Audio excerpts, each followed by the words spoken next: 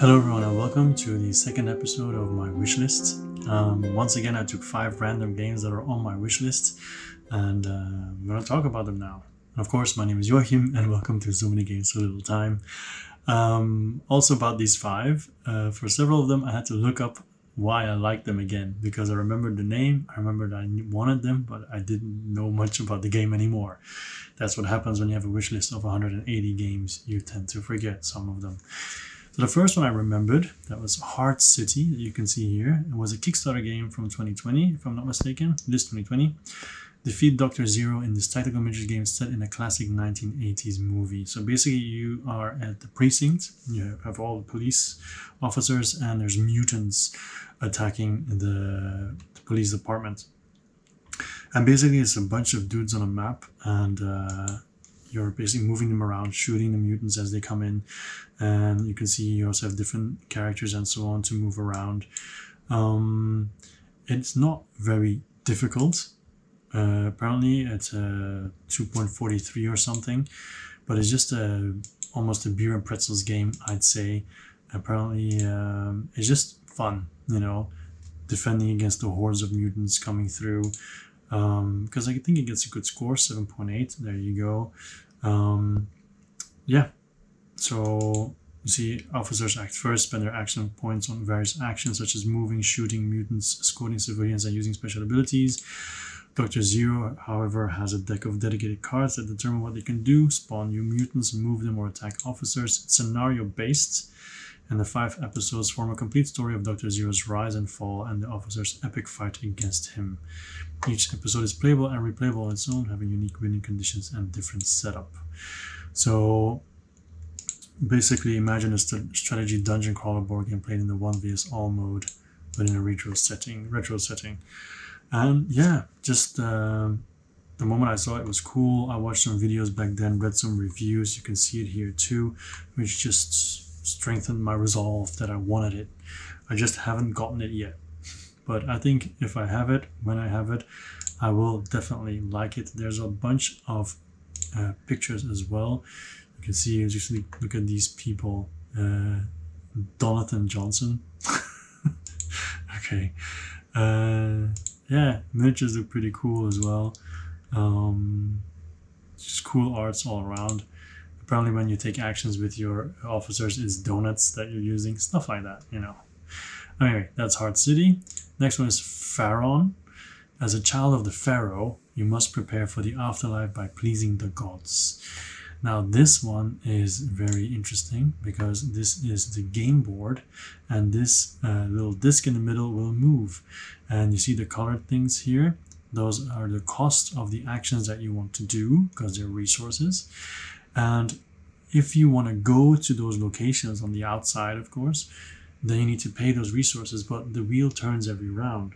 So sometimes you want to take a certain action at a different time because it's going to be cheaper, but then other people might do that too. So there's a struggle for position and for resources and so on. And that's what the game is all about, basically adjusting to what other people are doing.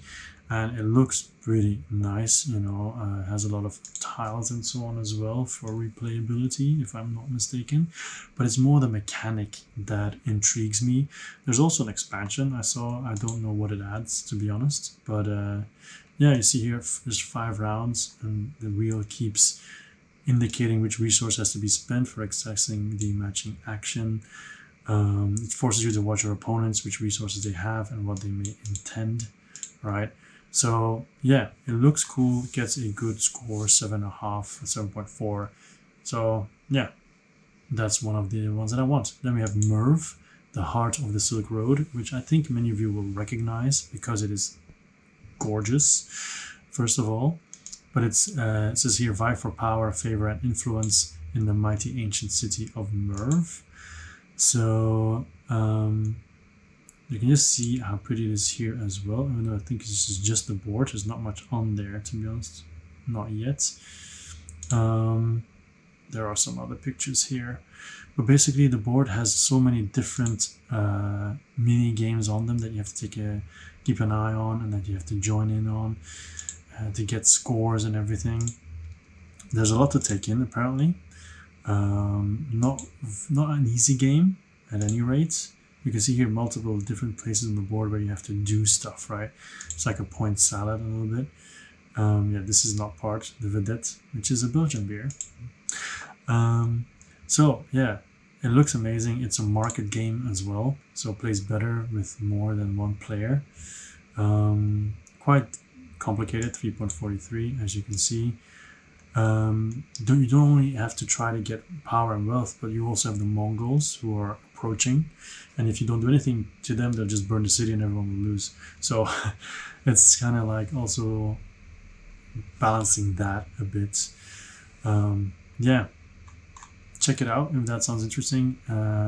I was already in love just because of the images, and then I've heard a lot of good stuff about it as well. Some people thought it was a bit too difficult or too complicated, but you know, I have a lot of games that are complicated, so even though I might be bad at it, if I like the gameplay, it's good enough. Okay, some games are really bad at it, still love playing. Alright, the next one is Khora, Rise of an Empire. I saw this and I thought it looked interesting, and then one of my friends got it and they played it and they said it's really good. So that made it even more interesting, because I like the art style. I like the fact that it uses these are all useless pictures. I like the fact that it uses dice, and then you use that dice to upgrade your different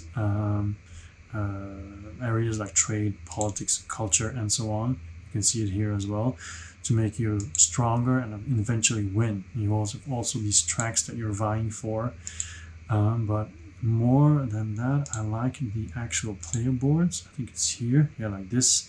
I think it's so cool, yeah, it's very strategic as well. What's a complex is okay, it's fine, 2.78. But you can see on your turn you must take 2 of the following 7 actions. So all these.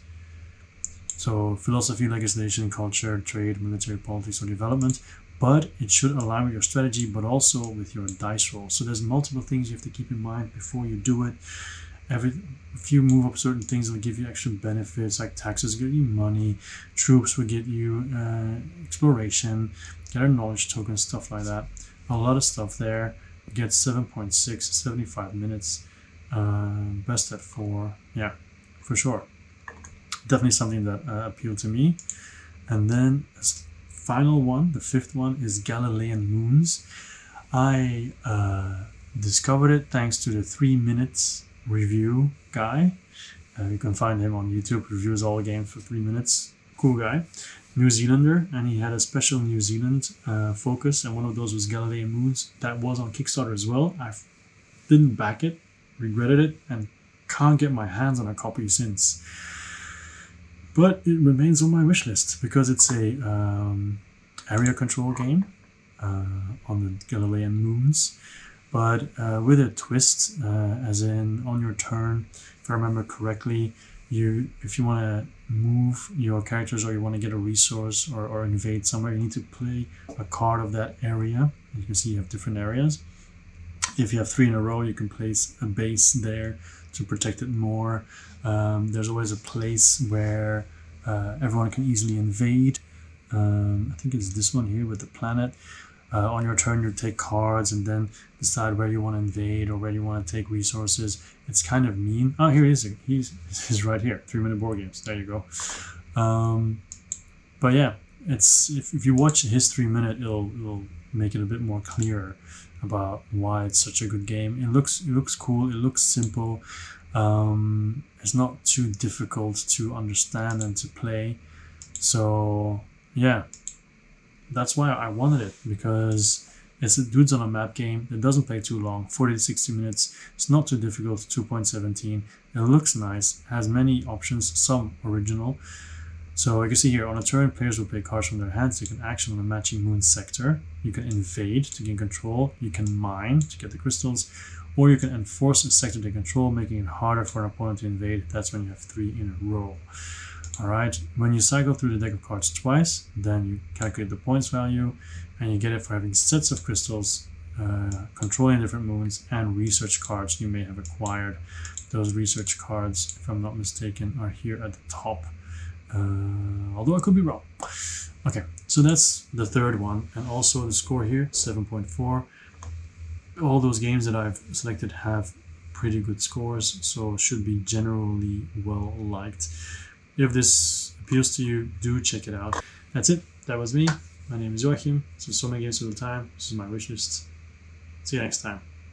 Bye-bye.